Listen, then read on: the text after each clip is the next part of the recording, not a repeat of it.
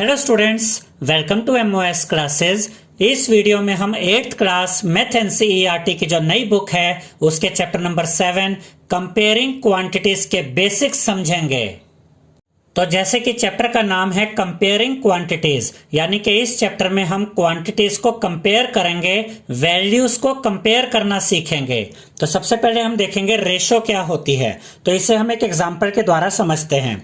जैसे कि यहाँ पर हमें दिया गया है नंबर ऑफ बॉयज 40 है, नंबर ऑफ गर्ल्स 30 है, और उसके बाद हमने कौन सी रेशो फाइंड करनी है। देखिए, ratio of the number of girls to the number of boys, यानी कि हमें रेशो फाइंड करनी है नंबर ऑफ गर्ल्स और नंबर ऑफ बॉयज की। ये ऑर्डर, ये सीक्वेंस देखना जरूरी है।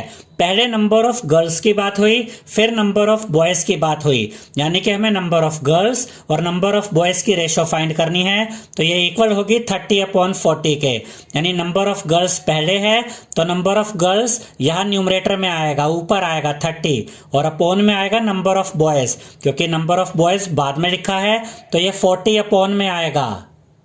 अब इसको आप जितना काट सकते हैं, जितना सॉल्व कर सकते हैं कर दीजिए। देखिए 0 से 0 कट गया, अब बचा 3/4। इसको आगे सॉल्व नहीं किया जा सकता, तो यहाँ पर हम लिखेंगे 3/4। और इस फ्रैक्शन को हम रेशो में कैसे लिखते हैं, 3/4। अब इसको देखकर ही आप बता सकते हैं कि नंबर ऑफ गर्ल्स कम है और नंबर ऑफ बॉयज ज्यादा है। अब ये रियल नंबर्स नहीं है, ये रेशो है number of girls to the number of boys की।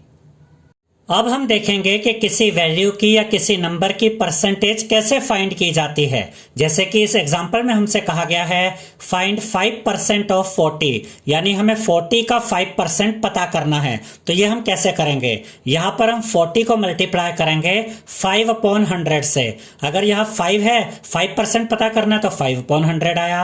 अगर यहाँ 11 होता तो हम यहाँ पर लिखते 11/100, यानी जितना परसेंट होता है वो नंबर लिखिए और अपोन में 100 कर दीजिए। तो 5/100 को मल्टीप्लाई करेंगे 40 से, यानी कि आप 40 का 5% फाइंड कर रहे हैं। अब ये 0 से ये 0 कट जाएगी। अब यहां पर देखिए 5/10 है, 5 और 10 को सॉल्व किया जा सकता है। ये दोनों नंबर्स 5 की टेबल में आते हैं, तो हम इन दोनों को 5 से काट सकते हैं। देखिए 5 1 जा 5, और यहां पर देखिए 5 2 जा 10। अब यहां क्या बचा, ऊपर बचा 4, नीचे बचा 2। इसको भी सॉल्व किया जा सकता है, क्योंकि 4 और 2 की टेबल में आते हैं, तो हम इन दोनों को 2 से काटेंगे। देखिए 2 1 जा 2, और यहां पर देखिए 2 2 जा 4। तो ये सारी जो सॉल्यूशन हमने किया, ये पूरा सोल्व करने के बाद क्या बचा, 2 बचा। तो यहां पर हम लिखेंगे 2, यानी 40 का जो 5% होता है वो होता है 2। अब हम सीखेंगे कि रेशो को परसेंटेज में कैसे कन्वर्ट करते हैं। तो यहां पर क्या लिखा है, कन्वर्ट रेशोज टू परसेंटेज, यानी हमें रेशो को परसेंटेज में कन्वर्ट करना है। तो ये बहुत ही इजी है स्टूडेंट्स, ध्यान से देखिएगा। ये एग्जांपल है कि आपको एक रेशो दे रखी है 3/4, इसे हमें कन्वर्ट करना है परसेंटेज में।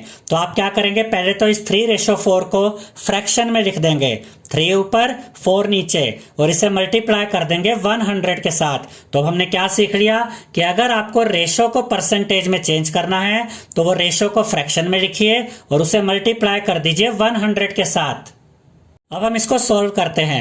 ऊपर है 100, नीचे है 4। इन दोनों को सॉल्व किया जा सकता है, क्योंकि ये दोनों नंबर्स 2 की टेबल में भी आते हैं और 4 की टेबल में भी आते हैं। तो आप इन दोनों को 2 से भी काट सकते हैं और 4 से भी काट सकते हैं। हम इन दोनों नंबर्स को 4 से काटेंगे। देखिए 4 1 जा 4, और यहां पर देखिए 4 2 जा 8, 10 में से 8 गया, 2 बचा, 2 and 0 20, 4 5 जा 20। तो यहां हमें क्या मिल गया, 25 इंटू 3। 25 को 3 से मल्टीप्लाई करेंगे तो आपको मिलेगा 75। तो यहां पर आप लिखेंगे 75%। तो 3/4, 3/4 जो थी उसको जब हमने परसेंटेज में चेंज किया तो हमें मिला 75%।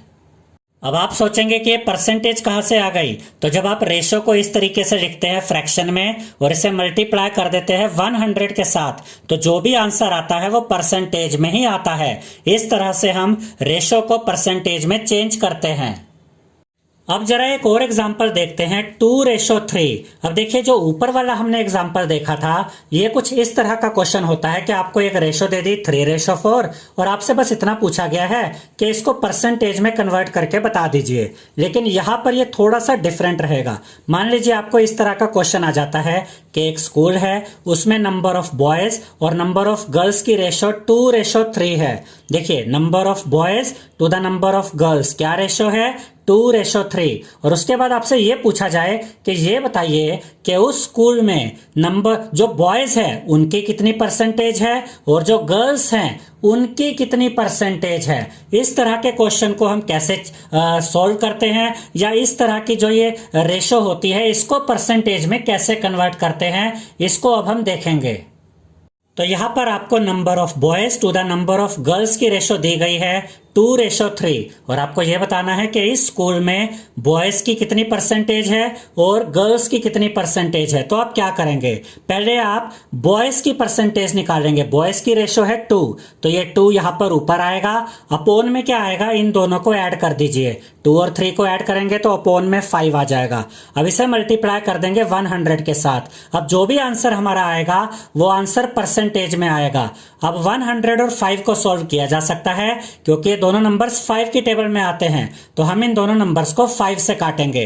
देखिए 5 1 जा 5 और यहाँ देखिए 5 2 जा 10, ये 0 बचा, ये 0 यहाँ पर आ गया। 20 इंटू 2 करेंगे तो आपको मिलेगा 40 यानी कि 40%। तो ये जो स्कूल है इसमें बॉयज की परसेंटेज कितनी है 40%। और अब हम पता करेंगे कि इस स्कूल में गर्ल्स की परसेंटेज कितनी है। तो गर्ल्स की रेशो है 3 तो 3 यहां ऊपर आएगा, अपोन में क्या आएगा, इन दोनों रेशोस को ऐड कर दीजिए। 2 और 3 ऐड किया 5 आ गया अपोन में, इनटू कर देंगे 100 के साथ क्योंकि आंसर परसेंटेज में चाहिए। अब 100 और 5 को सॉल्व करेंगे, फिर से वैसे ही कटेगा। 5 1 जा 5, 5 2 जा 10, 0 बचा, 0 यहां पर आ गया।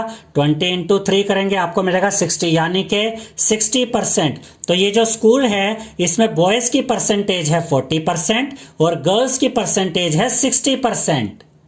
तो इस एग्जाम्पल में हमने रेशो से अलग अलग परसेंटेज निकाली और इससे पहले ये जो एग्जाम्पल था इसमें जो रेशो थी 3:4 इसको हमने एक साथ ही परसेंटेज में शो करके दिखा दिया था। यहाँ पर यह बात भी याद रखिएगा स्टूडेंट्स कि अगर आपके पास कोई डाटा होता है और उसको आप परसेंटेज में डिवाइड करते हैं तो आप सभी परसेंटेज को जब ऐड करेंगे तो वो ऐड करके 100% ही आता है। अब देखिए इस स्कूल में बॉयज की परसेंटेज 40% है और गर्ल्स है 60%। दोनों को ऐड कर देंगे तो आपको मिलेगा 100%। तो जब भी आप किसी डाटा को परसेंटेज में कन्वर्ट करते हैं तो जो भी आपको परसेंटेज में वो आपको आगे सॉल्यूशन मिलते हैं उनको ऐड करने पर 100% ही आता है। अब जरा इस एग्जाम्पल को देखिए, 60% students of a class are boys, यानी कि एक क्लास है जिसमें 60% स्टूडेंट्स तो बॉयज हैं। Find the percentage of girls in the class. तो हमें यह बताना है कि इस क्लास में गर्ल्स की परसेंटेज कितनी होगी। तो जैसा कि अभी हमने आपको बताया कि जो पूरा डाटा होता है वो 100% होता है।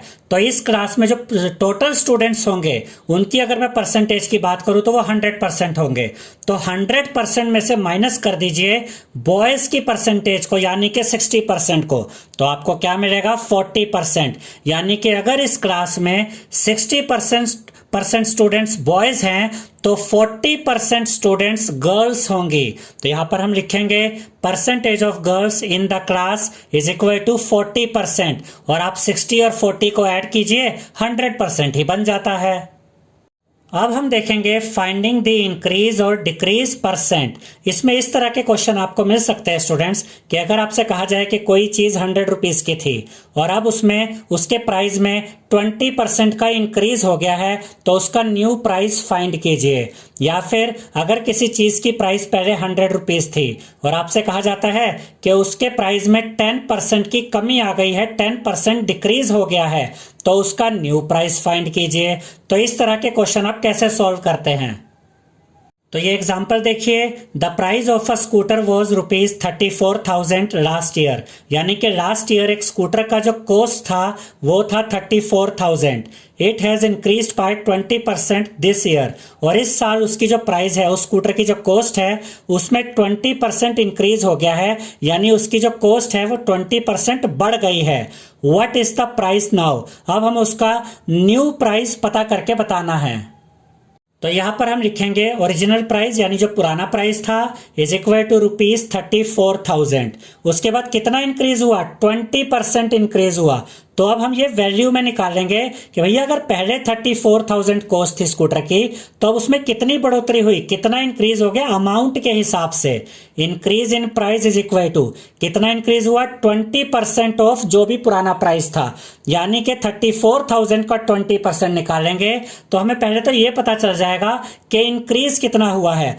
तो 20% ऑफ 34,000 कैसे निकालेंगे, ये हम पहले ही आपको सिखा चुके हैं इसी वीडियो की स्टार्टिंग में। 20/100 लिखेंगे, इंटू 34,000 कर देंगे।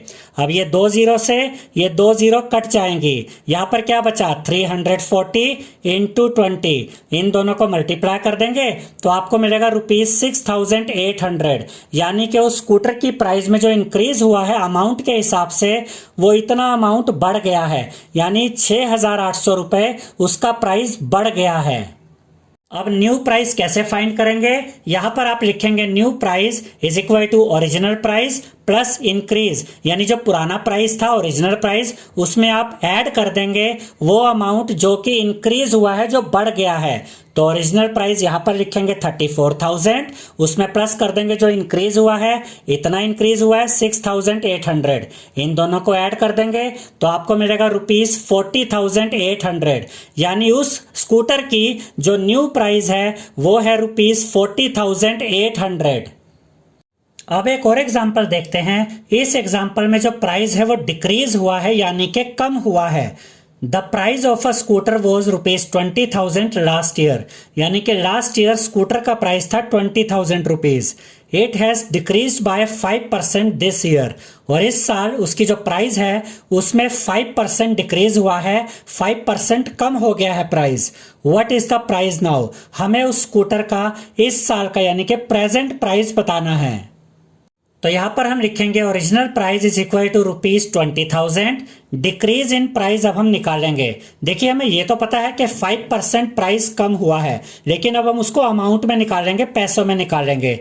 तो decrease in price is equal to 5% of ₹20,000, यानी 20,000 का जो 5% कम हुआ है वो अब हम फाइंड करेंगे। कैसे? 5/100 मल्टीप्लाई बाय 20,000। अब देखिए स्टूडेंट्स, 2 जीरो से 2 जीरो कट जाएंगी, यहां बचा 200 को 5 से मल्टीप्लाई करेंगे तो आपको मिलेगा 1000। तो यहां पर आप लिखेंगे ₹1000, यानी कि स्कूटर के प्राइस में 1000 रुपीज की कमी आई है। तो अब हम न्यू प्राइस आसानी से निकाल सकते हैं। New price is equal to original price minus decrease, यानी पिछले साल का जो प्राइस था उसमें से माइनस कर देंगे ये 1000 जो डिक्रीज हुआ है, तो हमें न्यू प्राइस मिल जाएगा। तो यहां पर हम लिखेंगे 20,000 माइनस 1000, यानी कि ₹19,000। तो इस स्कूटर का जो न्यू प्राइस है वो है ₹19,000। अब हम देखेंगे कि डिस्काउंट और डिस्काउंट परसेंट कैसे फाइंड करते हैं। डिस्काउंट का मतलब क्या होता है स्टूडेंट्स? मान लीजिए कि आप कोई टॉय लेने गए और उस टॉय का जो बॉक्स है उसके ऊपर उसका प्राइस प्रिंटेड है 1000 रुपीज। ये किसी चीज का जो प्राइस प्रिंटेड होता है उसे कहते हैं मार्क्ड प्राइस। अब आप कहेंगे कि नहीं भैया ये तो 1000 रुपये तो ज्यादा है, मुझे थोड़ा सा आप कम करके दीजिए। तो दुकानदार आपसे कहता है कि ठीक है, मैं आपको 100 रुपीज कम करके ये टॉय दे दूंगा, यानी कि 900 रुपीज में ये टॉय मैं आपको दे दूंगा। तो आपको कितना डिस्काउंट मिला? आपको 100 रुपीज का डिस्काउंट मिला। तो जो आपका डिस्काउंट होता है ये हमेशा मार्क्ड प्राइस के हिसाब से देखा जाता है। अब जरा इस एग्जाम्पल को देखते हैं। An item marked at ₹840 is sold for ₹714, यानी कि एक चीज थी जिसका मार्क्ड प्राइस था ₹840, लेकिन उसे बेचा गया ₹714 में। What is the discount and discount percent. तो एक तो हमें डिस्काउंट पता करना है और एक डिस्काउंट परसेंट पता करना है, यानी एक तो हमें अमाउंट में निकालना है कि रुपीस के हिसाब से कितना डिस्काउंट मिला, और एक हमें परसेंटेज के हिसाब से निकालना है कि भाई कितना परसेंट डिस्काउंट मिला। दोनों आंसर हमें फाइंड करने हैं। तो पहले हम डिस्काउंट निकालेंगे। Discount is equal to mark price minus sale price, यानी अगर आपको डिस्काउंट निकालना है तो मार्क प्राइस में से माइनस कर दीजिए सेल प्राइस को, इससे आपको डिस्काउंट मिल जाएगा। तो मार्क प्राइस कितना है ₹840, तो मार्क प्राइस की जगह यहां लिखेंगे 840 माइनस सेल प्राइस की जगह लिखेंगे 714, और जब आप 840 में से माइनस करेंगे 714 को तो आपको मिलेगा 126। तो यहां पर आप लिखेंगे ₹126, यानी ये जो चीज थी इस पर आपको कितना डिस्काउंट मिला, इस पर आपको डिस्काउंट मिला 126 रुपए, 126 रुपीज, और जो चीज 840 की थी वो आपको 714 में मिल गई, क्योंकि आपको इतने रुपीस का डिस्काउंट मिला है। अब यही डिस्काउंट हम परसेंटेज में फाइंड करेंगे, यानी कि अब हम डिस्काउंट परसेंट फाइंड करेंगे। तो discount percent is equal to, discount ऊपर आएगा अपोन में डिनोमिनेटर में नीचे आएगा मार्क्ड प्राइस, और मल्टीप्लाई कर देंगे 100 के साथ, तो जो भी हमारा आंसर अब आएगा वो परसेंटेज में आएगा। तो डिस्काउंट कितना है 126, तो ऊपर न्यूमरेटर में लिखेंगे 126, अपोन में लिखेंगे मार्क्ड प्राइस, और मार्क्ड प्राइस कितना था 840, तो अपोन में 840 इंटू 100 कर देंगे और यहां परसेंटेज भी लगाएंगे। अब देखिए स्टूडेंट्स, इसको सॉल्व करते हैं। ये 0 से ये 0 कट जाएगी। अब देखिए 10 और 84 को भी आपस में सॉल्व किया जा सकता है। ये दोनों नंबर्स 2 की टेबल में आते हैं, तो हम इन दोनों नंबर्स को 2 से काटेंगे। देखिए 2 5 जा 10, और यहां पर देखिए 2 4 जा 8, ये 4 है, 2 2 जा 4, यहां मिल गया 42।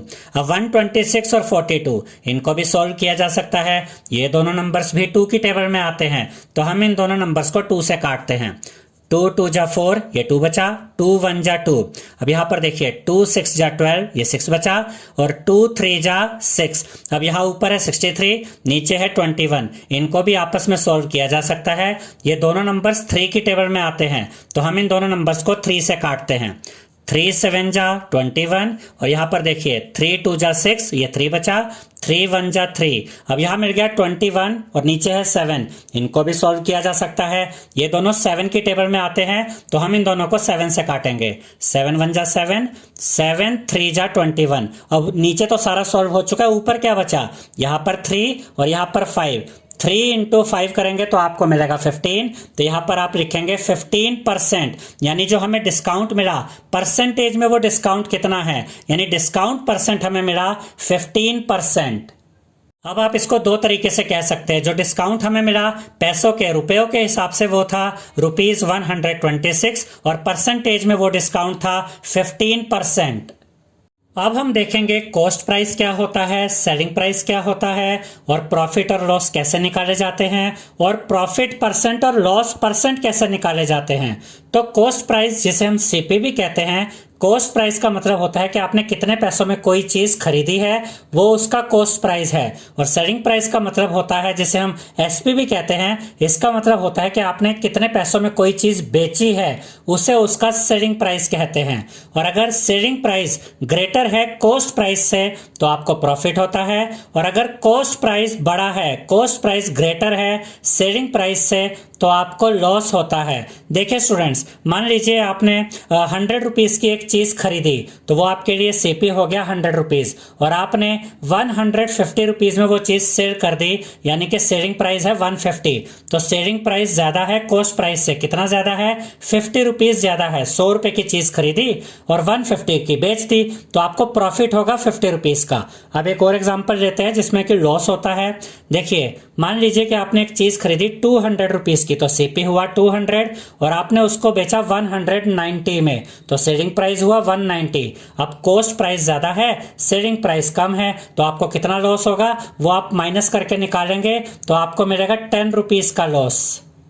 याद रखिएगा स्टूडेंट्स कि अगर आप SP माइनस CP करते हैं तो आपको यहाँ पर कितना प्रॉफिट है वो पता चल जाता है, और अगर आप CP यानी cost price minus SP selling price करते हैं तो आपको लॉस पता चल जाता है। आपने 100 रुपए की चीज खरीदी, 110 में बेची, तो वहां पर आपको कितने रुपीस का प्रॉफिट होगा? 10 रुपीस का। और अगर आपने 100 रुपीस की एक चीज खरीदी और उसे 90 रुपीस में बेच दिया है तो आपको 10 रुपीस का लॉस होगा।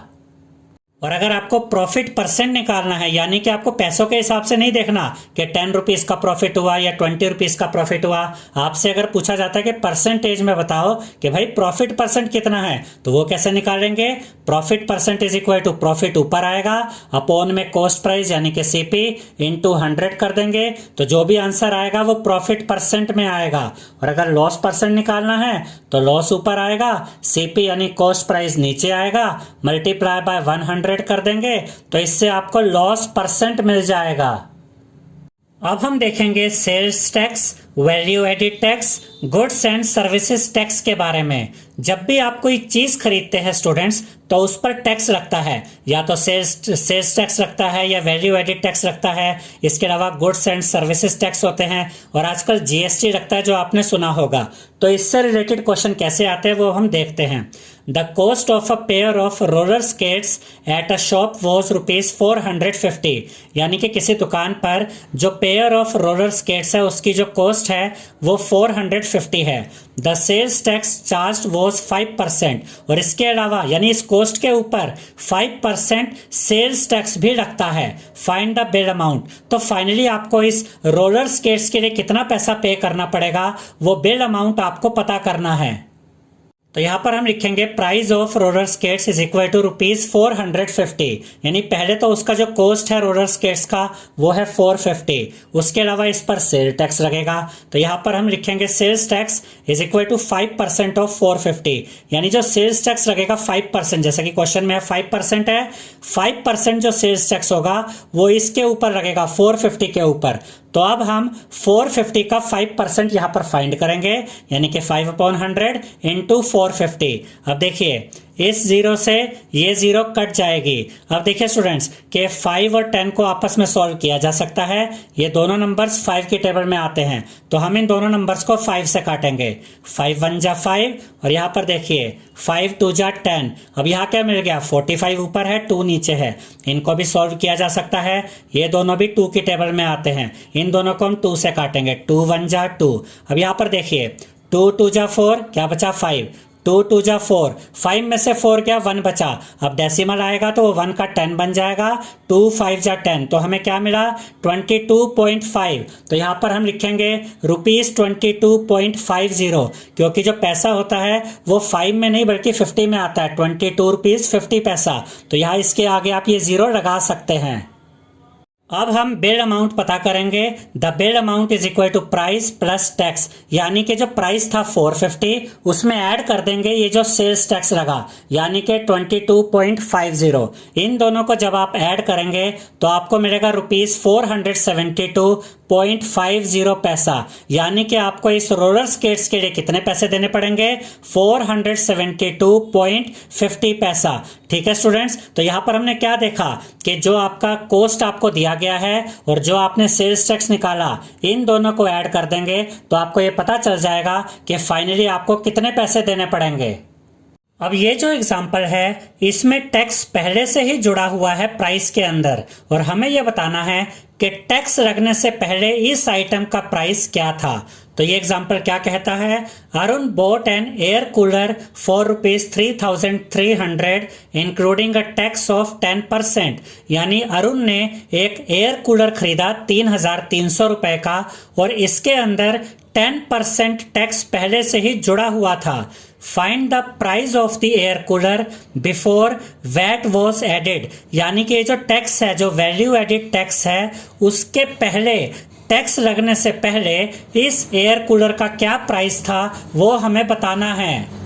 तो यहाँ पर हम लिखेंगे SP यानी कि selling price of air cooler is equal to ₹3,300, क्योंकि ये जो एयर कूलर था ये 3,300 रुपीज में बेचा गया, तो इसका SP है ₹3,300। उसके बाद हम लिखेंगे let price before VAT is equal to ₹X, यानी कि टैक्स लगने से पहले, वैल्यू एडिड टैक्स लगने से पहले इस एयर कूलर का जो प्राइस था उसको हमने लेट कर लिया है कि वो ₹X था।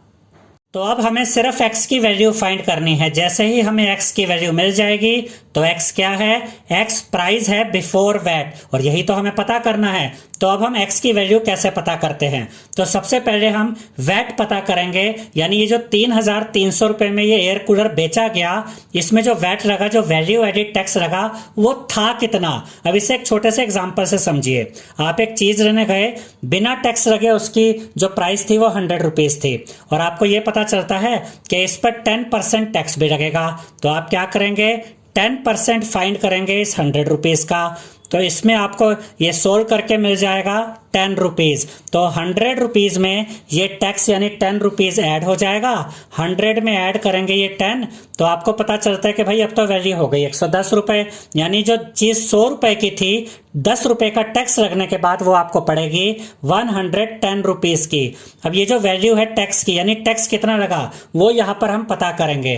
तो VAT is equal to 10% of X. ये जो वैट लगा, ये जो टैक्स लगा, जो कि हमें 10% दिया गया है, ये लगेगा एक्स के ऊपर, यानी कि पहले जो वैल्यू थी इस एयर कूलर की, जो हमने ₹X रेट करी है, उसका हम 10% फाइंड करेंगे, तो हमें पता चल जाएगा कि वैट, ये वैल्यू एडिड टैक्स है कितना। तो 10% ऑफ x कैसे निकालेंगे, 10/100 इंटू x। अब देखिए स्टूडेंट्स, यहां पर ये 0 से 0 कट जाएगी, x को 1 से मल्टीप्लाई करेंगे तो x आएगा, अपॉन में 10 है, तो वैट हमें रुपीज में कितना मिल गया, x/10। यानी अगर ये जो एयर कूलर है, अगर इसका प्राइस ₹X था, तो इसके ऊपर जो वैट लगा वो x/10 रुपीज लगा। अब देखिए सेलिंग प्राइस कैसे निकलेगा, आप पुराने प्राइस में प्लस कर दीजिए वैट, तो आपको क्या मिल जाएगा, सेलिंग प्राइस। ठीक है, जैसे यहां पर हमने आपको बताया कि 100 रुपीज की चीज थी, उसमें 10 रुपए टैक्स ऐड कर दिया, तो प्राइस कितना हो गया, 110। अब यहां पर भी हम यही चीज करने जा रहे हैं, प्राइस में ऐड कर देंगे वैट, तो आपको सेलिंग प्राइस मिल जाएगा। तो प्राइस था x, उसमें ऐड कर दीजिए वैट, यानी कि x/10 is equal to selling price, हमें पहले से ही पता है 3,300। अब यहाँ पर देखिए x के नीचे कुछ नहीं है, मतलब यहाँ पर 1 है। अब यहाँ पर हम 10 और 1 का एलसीएम लेंगे, तो हमें एलसीएम मिल जाएगा 10। अब इस एलसीएम 10 को डिवाइड कीजिए इस डिनोमिनेटर 1 से, 10 को डिवाइड करेंगे 1 से तो आपको मिलेगा 10, उस 10 को ऊपर वाले x से मल्टीप्लाई करिए तो आपको मिलेगा 10x, प्लस का साइन आ जाएगा।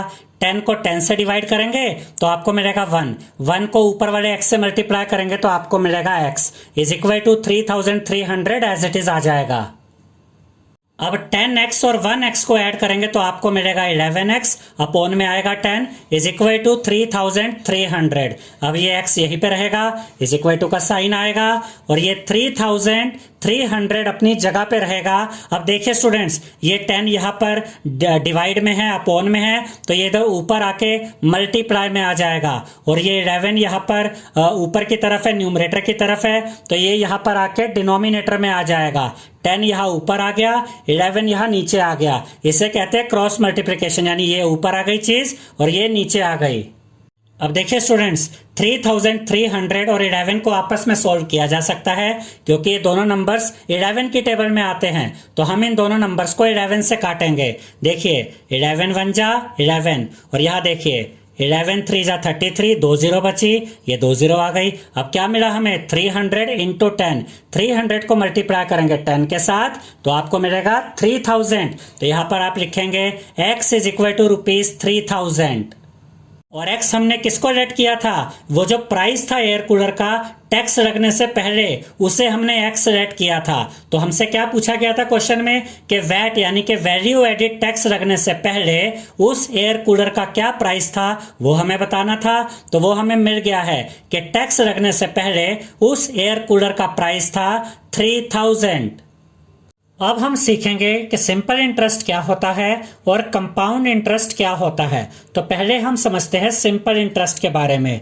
जब आप किसी को कोई उधार देते हैं या किसी से कुछ पैसे लेते हैं तो इसे हम कहते हैं प्रिंसिपल। या मान लीजिए कि आपने एक बैंक में 100 रुपीज डिपॉजिट करा दिए, तो ये प्रिंसिपल है जिस पर आपको कुछ इंटरेस्ट मिलता है। या आपने किसी से 100 रुपीज उधार लिए तो इसे भी प्रिंसिपल ही कहा जाता है। तो सिंपल इंटरेस्ट क्या होता है इसको समझने के लिए यहाँ पर एक एग्जाम्पल देखते हैं कि यहाँ पर प्रिंसिपल है ₹100 और इस पर जो इंटरेस्ट मिलता है उसका रेट है, यानी कि रेट ऑफ इंटरेस्ट है 10% और टाइम हमें दिया गया है 3 इयर्स और हमें यहाँ पर सिंपल इंटरेस्ट फाइंड करना है। तो फर्स्ट ईयर का जो सिंपल इंटरेस्ट होगा वो होगा ₹10। क्यों? क्योंकि जो सिंपल इंटरेस्ट है उसका देखिए रेट दिया गया है 10% और ये 10% किसका होगा? इस प्रिंसिपल का। यानी कि आप 10% फाइंड करेंगे किसका? प्रिंसिपल का। ये प्रिंसिपल है। अब देखिए 2 0 से 2 0 कट गई, क्या बचा? 10। यानी कि आपको कितना इंटरेस्ट यहाँ पर देना पड़ रहा है? 10 रुपीज। तो फर्स्ट ईयर के लिए आप 10 रुपीज देते हैं अगर आपने 100 रुपए का उधार लिया है। अब उसके बाद सेकेंड ईयर आता है। सेकेंड ईयर में भी आपका प्रिंसिपल 100 ही रहेगा और उस पर 10% ही आप इंटरेस्ट देंगे तो वो भी 10 रुपीज आएगा। तो सेकेंड ईयर का इंटरेस्ट भी 10 रुपीज है। उसके बाद थर्ड ईयर में आते हैं तो थर्ड ईयर के लिए भी प्रिंसिपल तो 100 ही है और उस पर 10% का अगर आप इंटरेस्ट देते हैं तो वो है 10 रुपए। तो थर्ड ईयर में भी आप 10 रुपीज इंटरेस्ट देंगे। तो फाइनली जो आप पैसा देंगे टोटल, उसको हम अमाउंट कहते हैं। अमाउंट इज इक्वल टू क्या होगा? देखिए जब 3 साल पूरे हो जाएंगे तो एक तो आप वो 100 रुपीज वापस करेंगे जो कि आपने लिए थे, यानी कि प्रिंसिपल, प्लस आपने कितना इंटरेस्ट दिया? 10 10 10 यानी कि 30 रुपीज। तो टोटल आपने कितना पैसा दिया? 100 + 30 यानी कि ₹130। तो सिंपल इंटरेस्ट में आपने एक चीज याद रखनी है स्टूडेंट्स कि जो प्रिंसिपल होता है वो हमेशा सेम रहता है, लेकिन कंपाउंड इंटरेस्ट में ऐसा नहीं होता। अब हम कंपाउंड इंटरेस्ट के बारे में समझेंगे। देखिए यहां पर भी प्रिंसिपल 100 है, रेट ऑफ इंटरेस्ट 10% है और टाइम 3 इयर्स है। तो फर्स्ट ईयर में आपका जो इंटरेस्ट लगेगा, जो 10% इंटरेस्ट लगेगा, वो पहले साल के प्रिंसिपल पे लगेगा और फर्स्ट ईयर का प्रिंसिपल है 100। तो 100 का 10% फाइंड करेंगे, 0 से 0 कट जाएगी और यहां पर देखिए इस 0 से ये 0 कट गई, 10 बचा यानी कि ₹10। अब देखिए पहला साल जब कंप्लीट होगा तो आपका अमाउंट क्या होगा? ₹100 + 10 यानी कि ₹110। यानी पहले साल खत्म होने पर आपका जो अमाउंट हो गया वो प्रिंसिपल में 10 रुपीज इंटरेस्ट ऐड करके ₹110 आ गया। अब ये जो पहले साल का अमाउंट है ये नेक्स्ट ईयर का प्रिंसिपल बन जाएगा। यानी नेक्स्ट ईयर का जो 10% इंटरेस्ट लगेगा वो 100 रुपीज पर नहीं लगेगा बल्कि 110 रुपीज पर लगेगा। तो ये फर्क होता है सिंपल इंटरेस्ट में और कंपाउंड इंटरेस्ट में। कंपाउंड इंटरेस्ट में जो इंटरेस्ट होता है वो प्रिंसिपल में ऐड हो जाता है और वो अमाउंट ही अगले साल के लिए प्रिंसिपल बन जाता है, यानी कि इसमें इंटरेस्ट आपको ज्यादा देना पड़ता है। तो सेकेंड ईयर में आप 10% निकालेंगे 110 का। तो ये 0 से ये 0 गई, ये 0 से ये 0 गई, आपको मिला 11। यानी सेकेंड ईयर का इंटरेस्ट देखिए 11 रुपीज है, जबकि फर्स्ट ईयर का इंटरेस्ट 10 रुपीज था। अब इस साल के एंड में अमाउंट कितना हो जाएगा? 110 + 11 यानी कि ₹121। अब ये नया अमाउंट हो गया। अब ये अमाउंट अगले साल के लिए प्रिंसिपल बन जाएगा। तो थर्ड ईयर का इंटरेस्ट कैसे निकालेंगे? 10% ऑफ 121 और इसको कैलकुलेट करेंगे, 0 से 0 कटेगी। अब ऊपर है यहाँ पे 121, नीचे है 10, नीचे से 0 हटा देंगे, यहाँ से एक डिजिट इधर डेसिमल आ जाएगा 12.1 और पैसों में हम 1 नहीं लिखते बल्कि 10 लिखते हैं। तो हमें कितना इंटरेस्ट मिला? ₹12.10, 12 रुपए 10 पैसे।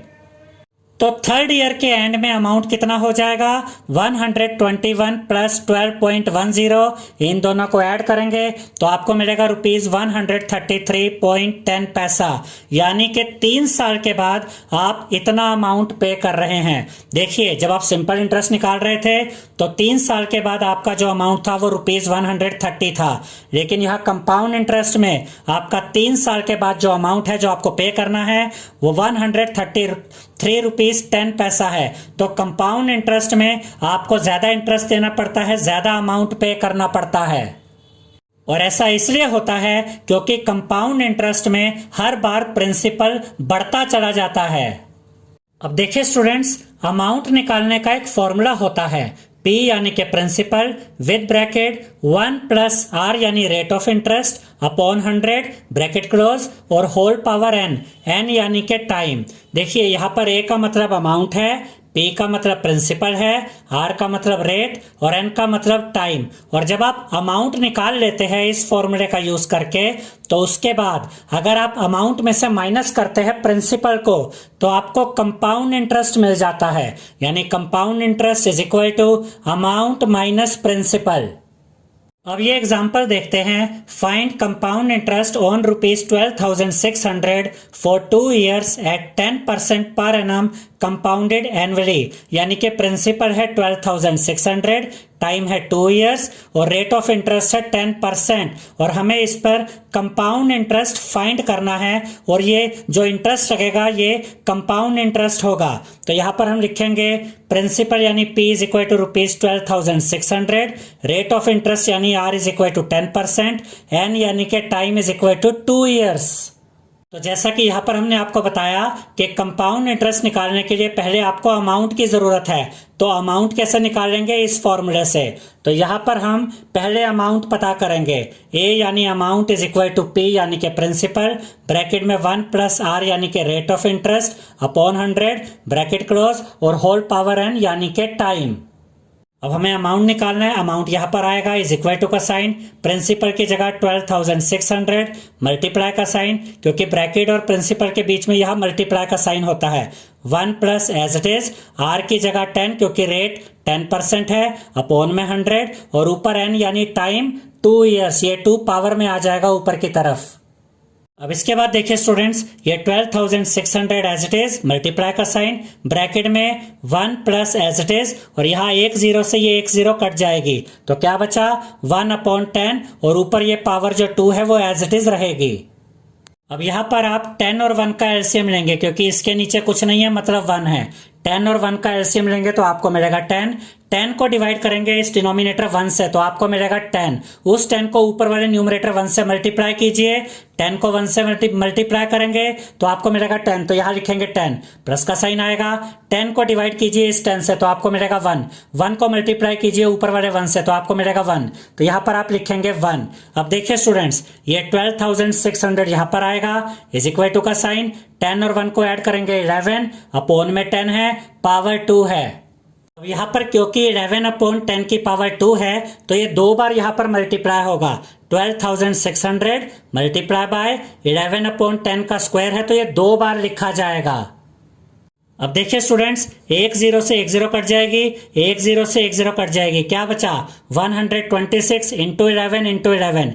126, 11 और 11 इन तीनों को मल्टीप्लाई करेंगे तो आपको मिलेगा 15,246। तो यहाँ पर आप लिखेंगे ₹15,246। तो अमाउंट हमें कितना मिल गया? ये हमें अमाउंट मिल गया है। अब कंपाउंड इंटरेस्ट कैसे निकालेंगे? Compound interest is equal to amount minus principal, यानी ये माइनस P। अमाउंट की जगह ये लिखेंगे 15,246 माइनस प्रिंसिपल कितना था? प्रिंसिपल था 12,600, तो यहाँ पर आएगा 12,600। अब आप 15,246 में से माइनस करेंगे 12,600 को तो आपको मिलेगा 2,646। तो कंपाउंड इंटरेस्ट हमें मिल गया है ₹2,646।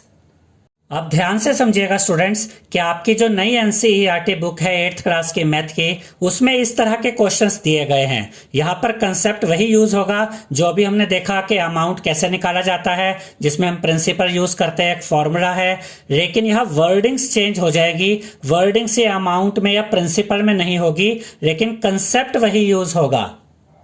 तो इस एग्जाम्पल को देखिए, the population of a city was 20,000 in the year 1997, यानी कि 1997 में किसी सिटी की पॉपुलेशन थी 20,000। तो ये जो 20,000 है ये प्रिंसिपल का काम करेगा। It increase at the rate of 5% per annum, और यहाँ पर रेट कितना है 5%, यानी जो पॉपुलेशन में इंक्रीज हो रहा है वो पर एनम हर साल 5% के हिसाब से इंक्रीज हो रहा है। Find the population at the end of the year 2000 और हमें यह बताना है कि ईयर 2000 के एंड में जो पॉपुलेशन है वो कितनी हो जाएगी। तो ये हमें जो पता करना है ये और कुछ नहीं, अमाउंट ए जो हम फाइंड करते हैं ये वही है। यानी कि यहाँ पर ये पॉपुलेशन प्रिंसिपल का काम करेगी, ये रेट होगा और ये जो हमें फाइंड करनी है पॉपुलेशन ईयर 2000 के एंड में ये अमाउंट का काम करेगी। तो यहाँ पर हम लिखेंगे population in 1997 is equal to 20,000 और ये प्रिंसिपल का काम करेगा। रेट यानी कि आर क्या है 5%, एन यानी कि टाइम क्या है 3 इयर्स, क्योंकि 1997 से 2000 तक 3 इयर्स होते हैं। हमें पता करना है population in 2000 is equal to question mark, ये अमाउंट का काम करेगा। जैसे अमाउंट निकालते हैं वैसे ही हम ये पॉपुलेशन इन 2000 निकालेंगे। तो अमाउंट निकालने का क्या फॉर्मूला होता है, a is equal to P with bracket 1 plus R upon 100 और उसके ऊपर होल पावर n। अब यहाँ पर अगर आप चाहें तो a की जगह पॉपुलेशन इन 2000 लिख सकते हैं और p की जगह पॉपुलेशन इन 1997 भी लिख सकते हैं। अब देखिए स्टूडेंट्स, यहाँ पर जो स्टार्टिंग की पॉपुलेशन थी वो थी 20,000, तो इसकी जगह आएगा 20,000 मल्टीप्लाई बाय ब्रैकेट में 1 प्लस आर की जगह 5 क्योंकि रेट कितना है 5% अपॉन में 100 और ऊपर पावर कितनी आएगी 3 क्योंकि टाइम कितना है 3 इयर्स। अब ये 20,000 यहाँ पर आएगा, मल्टीप्लाई का साइन, यहाँ पर आप एलसीएम लेंगे 100 और 1 का, क्योंकि 1 के नीचे कुछ नहीं है मतलब 1 है, तो 100 और 1 का एलसीएम 100 आ जाएगा। इस 100 को डिवाइड करेंगे इस 1 से तो आपको मिलेगा 100, उस 100 को मल्टीप्लाई करेंगे इस ऊपर वाले 1 से तो आपको मिलेगा 100, तो यहाँ पर आप लिखेंगे 100 प्लस का साइन आएगा। 100 को डिवाइड करेंगे 100 से तो आपको मिलेगा 1 को मल्टीप्लाई करेंगे ऊपर वाले 5 से तो आपको मिलेगा 5 और ये पावर 3 एज इट इज रहेगी। अब ये 20,000 यहाँ पर आएगा, मल्टीप्लाई का साइन आएगा, 100 और 5 को ऐड करेंगे तो आपको मिलेगा 105 अपॉन में ये 100 आ जाएगा और पावर 3 रहेगी। अब देखिए स्टूडेंट्स, यहाँ पर जो पावर है वो 3 है यानी कि 105 3 बार लिखा जाएगा। तो ये 20,000 यहाँ पर आएगा, मल्टीप्लाई का साइन आएगा और यहाँ पर 105 अपॉन 100 3 बार मल्टीप्लाई होगा।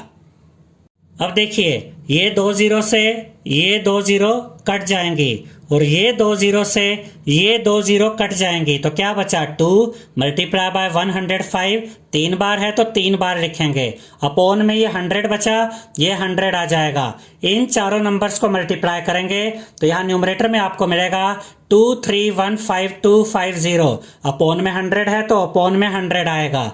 अब ये 1 0 से ये 1 0 कट जाएगी तो क्या बचा 23152 अपॉन में 10, नीचे से 0 हटाएंगे तो डेसिमल यहाँ पर है तो डेसिमल यहाँ से एक डिजिट लेफ्ट की तरफ शिफ्ट होकर यहाँ आ जाएगा 2 और 5 के बीच में, तो हमें क्या मिलेगा 23152.5। तो जो पॉपुलेशन हमें मिल गई है ईयर 2000 की वो हमें मिली है 23152.5। ये जो हमने ए लिखा है इसका मतलब है अमाउंट। आप चाहें तो ए की जगह पॉपुलेशन इन 2000 में लिख सकते हैं, लेकिन पॉपुलेशन डेसिमल में तो नहीं हो सकती तो आप यहां से डेसिमल हटा देंगे। और याद रखिएगा स्टूडेंट्स कि अगर डेसिमल के बाद जो डिजिट है अगर वो 5 या 5 से बड़ी है और आप इस डिजिट को हटाना चाहते हैं तो हटा सकते हैं। और इससे क्या होगा कि ये जो लास्ट डिजिट थी 2 इसको आप एक नंबर बढ़ा देंगे। देखिए यहाँ पर डेसिमल के बाद है 5, जो 5 या 5 से बड़ा नंबर हो तो आप डेसिमल जब हटाते हैं तो आप इस डिजिट को यहाँ से हटा दीजिए और इस लास्ट डिजिट को एक नंबर बढ़ा दीजिए। तो आपकी फाइनल पॉपुलेशन कितनी आ गई ईयर 2000 में 23153 यानी कि 23,153 और यही हमारा फाइनल आंसर है। और ये भी याद रखिएगा अगर ये डिजिट 4 होती या 3 होती यानी 5 से छोटी होती और आप ये डेसिमल हटाते तो फिर ये डिजिट बढ़ती नहीं, फिर हमारा आंसर क्या आता, फिर हमारा आंसर आता 23,152। इसके बाद नेक्स्ट एग्जांपल देखिए, a TV was bought at a price of ₹21,000 यानी कि एक टीवी खरीदा गया ₹21,000 में। After 1 year the value of the TV was depreciated by 5%, और 1 साल के बाद उस टीवी की जो वैल्यू थी वो कम हो गई, और कितनी कम हुई? 5% के हिसाब से कम हुई। Find the value of TV after 1 year, और आपको 1 साल के बाद टीवी की जो अब वैल्यू है वो नई वैल्यू 1 साल के बाद वाली वैल्यू फाइंड करनी है। तो यहां पर क्या अलग है इस क्वेश्चन में? यहां डेप्रिसिएशन की बात हो रही है, वैल्यू बढ़ नहीं रही है, वैल्यू कम हो रही है। अभी तक जितने भी क्वेश्चन हम देख रहे थे उनमें वैल्यू बढ़ रही थी, यहां वैल्यू में डेप्रिसिएशन आ रहा है, वैल्यू कम हो रही है। जब भी आप कोई नई चीज खरीद कर लाते हैं स्टूडेंट्स, तो उसके बाद उसकी वैल्यू कम होने लगती है, इसको कहते हैं डेप्रिसिएशन। तो देखिए यहां P यानी प्रिंसिपल क्या है? ₹21,000। आप चाहें तो यहां पर इसको ओरिजिनल प्राइस भी लिख सकते हैं, और यहां पर R यानी रेट क्या है? 5%, क्योंकि 5% के हिसाब से हर साल जो वैल्यू है वो कम हो रही है।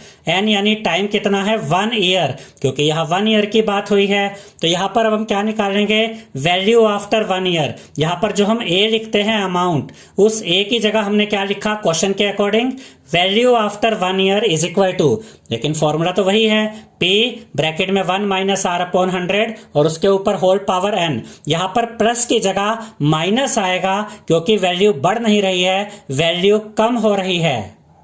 अब ये P की जगह क्या आएगा? 21,000, यानी कि जो स्टार्टिंग में वैल्यू थी, जो प्राइस था टीवी का, वो था 21,000 मल्टीप्लाई बाय ये 1 आएगा, माइनस आएगा, R यानी रेट है 5%, तो यहाँ 5 अपॉन में 100, ऊपर N यानी टाइम की जगह 1 आएगा।